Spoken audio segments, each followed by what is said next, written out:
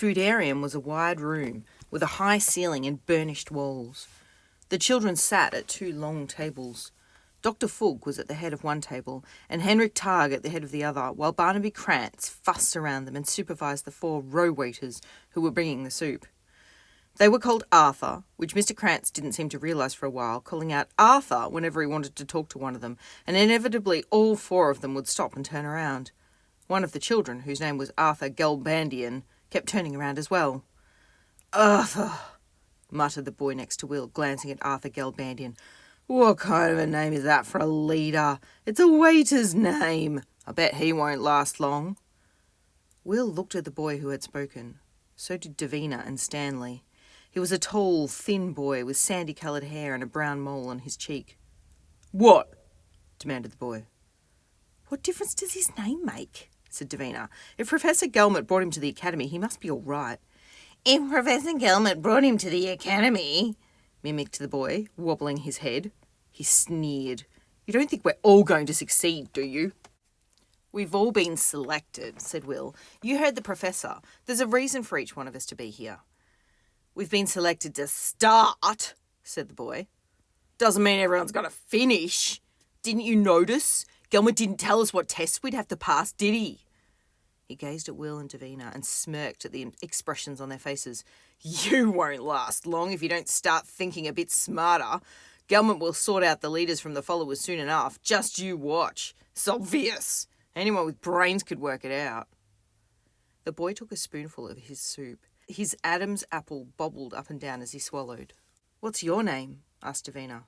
"Bartholomew," replied the boy, and he said it as if he was throwing down some kind of challenge. "Bartholomew Jenkins." "Well, I'm Davina, Bart, and this is Will, and that's Stanley." "I said Bartholomew," said Bartholomew. "I didn't say Bart."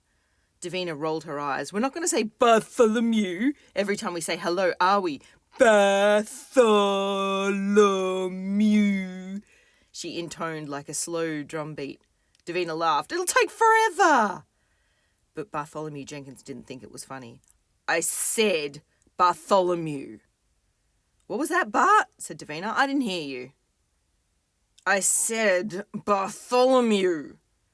"I think Bart's angry," remarked Davina, watching Bartholomew's face. "What do you think, Will?" "Looks like he is." "Leaders don't get angry, do they, Will?" "Not over a name." "Maybe Professor Gelmet will chuck him out." "Maybe he will."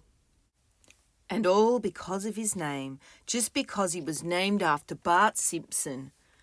"I was not named after Bart Simpson," hissed Bartholomew in frustration, turning to Davina with a ferocious glint in his eye. "Are you sure?" "Of course I'm sure." "How do you know? You could be." "No, I couldn't." "You look like him." "I do not look like him." "It'd be an honour to be named after Bart Simpson," said Carlson Marks, a small boy who was sitting on the opposite side of the table. Bartholomew turned to him. "Why would it be an honour?" he demanded. Because, stammered Carlson under Bartholomew's fierce gaze. "Did you know that The Simpsons is the longest-running retro comedy on the Omninet?" said Stanley. "Really?" retorted Bartholomew. "As if I care." "Big Brother is the only entertainment that's lasted anywhere near as long." "They keep threatening every series is going to be the last one," said Davina. She shook her head. "But every year they just put another series on." "The Simpsons began almost 200 years ago as something called television," Stanley informed them. "Television?" said Davina. "Television," replied Stanley, "was a very primitive form of image transmission that was developed in the 20th century. "You're full of interesting stuff, aren't you, Stanley?" said Bartholomew sarcastically. "Well, it was so primitive that it was a one-way system. It had no interactivity." The others stared. Even Bartholomew gazed at Stanley in surprise. "No interactivity," said Davina. "You mean—" Stanley nodded. "You just watched. You couldn't do anything. You just watched whatever someone else decided the characters were going to do." "But what if you wanted to do something different or say something different? You couldn't do anything?" Stanley shook his head. "And if you wanted to go back and change the story, you couldn't?" "No." "You mean you just watched?" Stanley nodded again. Boring, said Davina. I mean, what's the point? What kind of people would just want to watch what someone else had thought of? The music was the same, said Stanley. The others all stared again. You just downloaded what other people produced. You didn't do anything with it. You're not making this up, are you? Whispered Carlson Marx. Stanley shook his head. He realised that the whole table had gone quiet. Everyone was listening to him. He flushed red. The row waiters came in and started to clear away the soup bowls. How do you know all this? Demanded Bartholomew. Stanley shrugged. He was still red with embarrassment. Stanley knows all kinds of things, Will said. He can program anything. That's right, added Davina. You should see what he's got. He's got a... Davina, said Will. Davina stopped and put her hand over her mouth. What's he got? Asked Bartholomew. Oh, nothing, said Davina in a tiny voice. Nothing at all. He must have been talking about something. A row-rose, said Will. That's what he's got. Oh, that's clever, said Carlson Marx. Is it? Said Bartholomew. Where is it then, this row-rose of yours? Why don't you show us, Stanley? It's at home, said Will.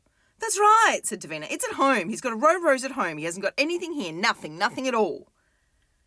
Bartholomew gazed at Stanley sceptically. You've got a little row-rose at home, have you? That's what you're so proud of. I don't believe you. Stanley didn't say anything. A row-rose Bart Simpson, said Davina. All right, that's all he's got. Don't call me Bart, said Bartholomew in a low voice, turning back to Davina. And don't call me Bart Simpson. Bartholomew glared at Davina. Davina met his gaze. At the head of the table, Dr. Fugg stood up. Leaders, said Dr. Fugg. Leaders, your attention. She waited until everyone was looking at her. Davina and Bartholomew slowly took their eyes off each other and looked around. Leaders, said Dr. Fugg, let me add my own welcome to that of Professor Gelmet. I believe you will find the Gelmet Academy is a wonderful place. Mr. Targ and I will do everything we can to make sure that you do. As Professor Gelmet said, you will learn in a way and at a pace that has never been seen before. You'll also have fun. Of course we will! We won't have to study! Shouted one boy, and there was a chorus of agreement. Yes, said Dr. Fugg, you won't have to study. Now, leaders, listen, please. Quiet. That's better. Now, there will be all kinds of things for you to do at the academy, sports and activities, and what about football? Shouted one boy. What about basketball? Yelled Davina. Leaders, said Dr. Fugg, and this time there was a note of impatience in her voice. Enough! Please, quiet. There are a few things Professor Gelmet didn't tell you, and I am here to tell you now. Like any other place, the academy has rules. There was silence in the foodarium. This part didn't sound as if it was going to be much fun. Dr. Fugg looked up and down both tables. I see that everyone here is wearing whatever they want. That's all right for today. You've only just arrived. And Mr. Krantz, I presume, forgot to tell you to change. Sorry, said Mr. Krantz in a small voice from the side of the room, and he nodded sheepishly. My fault, I'm afraid. Dr. Fugg glanced at him for an instant and then ignored him. For those of you that haven't found them for yourselves, each of you has a complete set of academy clothes in your wardrobe. From tomorrow, you will be wearing your uniforms. All the time. Won't you, leaders? The children stared at her. Dr. Fugg looked at them expectantly. Yes, Dr. Fugg, muttered a few of them. That's better, Dr. Fugg smiled. Some people think leaders don't need to follow rules. Wrong. Leaders need to follow more rules and follow them more conscientiously than anyone else. Let me tell you why. Followers watch to see what their leaders do. If their leaders don't follow the rules, why should they? You are the leaders of the future. That's why Professor Gelmet chose you to come to the academy. Learning to follow rules, following them willingly, consistently, cheerfully, will be part of your education here. A big part. Some people think it's one of the most important parts. Will and Davina glanced at one another. It was pretty obvious that Dr. Fugg was one of those people. I suppose you're wondering how you'll know what the rules of the academy are, said Dr. Fugg. That would be helpful, thought Will. Dr. Fugg picked up a stack of info tablets that were on the table beside her. The academy rules are all in here, she said, walking along the table and handing one of the wafer-thin, palm-sized tablets to each child. Henrik Targ got up and began handing out the tablets at the second table. I knew knew this was too good to be true, whispered Davina, waiting to receive her tablet. The rules tell you what you must wear, how you must act, what you may and may not do. Over the next few days, leaders, memorise them. For the first week, Professor Gelmet will be lenient. Don't worry, he doesn't expect miracles. He'll give you time to learn the rules, but after that, he'll expect you to know them, and you can expect to be punished if you break any. That's fair, isn't it? The kids shrugged or nodded or muttered that it was, reluctantly.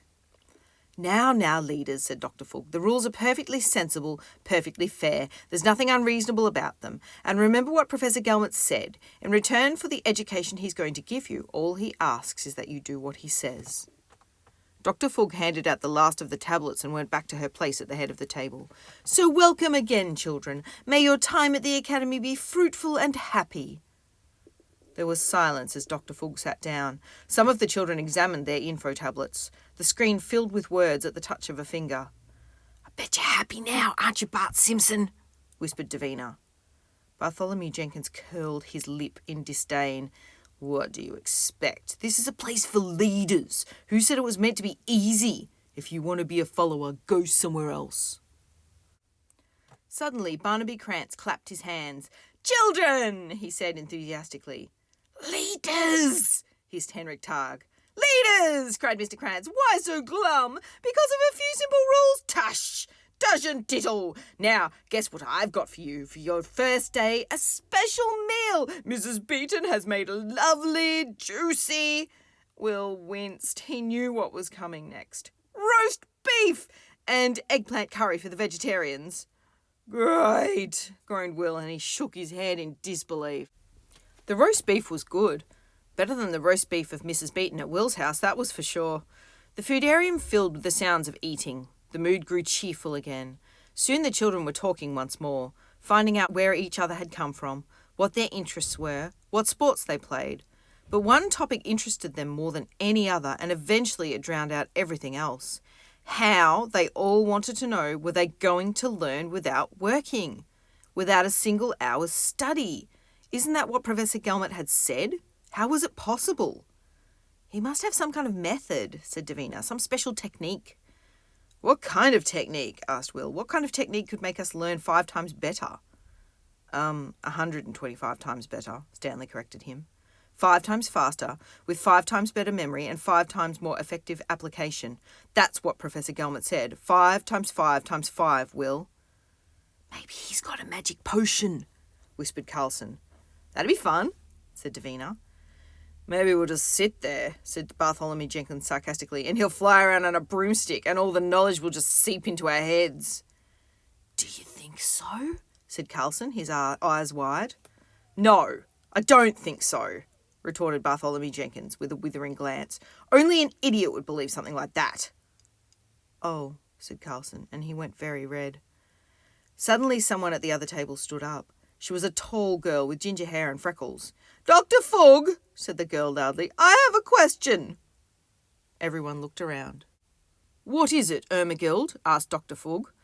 I think I speak for everyone, said Ermengild, who seemed like the kind of girl who enjoyed speaking for everyone, even when no one had asked her to speak for them.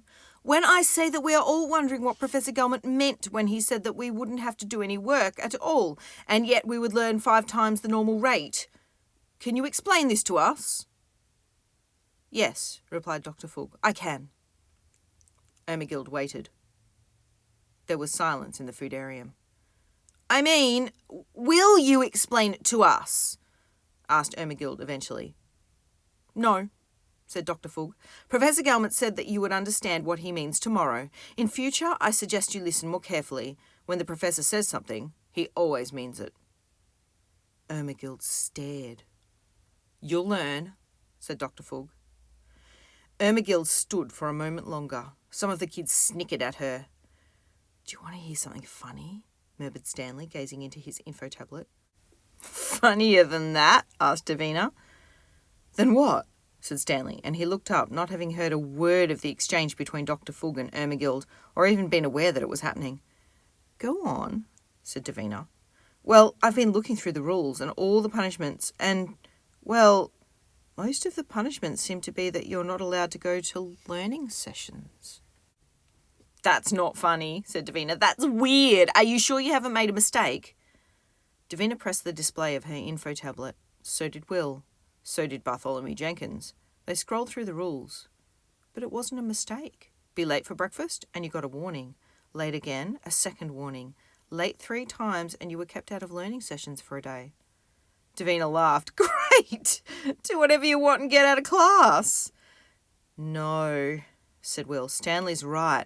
If that's a punishment, it must mean we'll want to go to class. Thanks for joining us. Tune in tomorrow for another chapter of Will Buster and the Gelmet Helmet.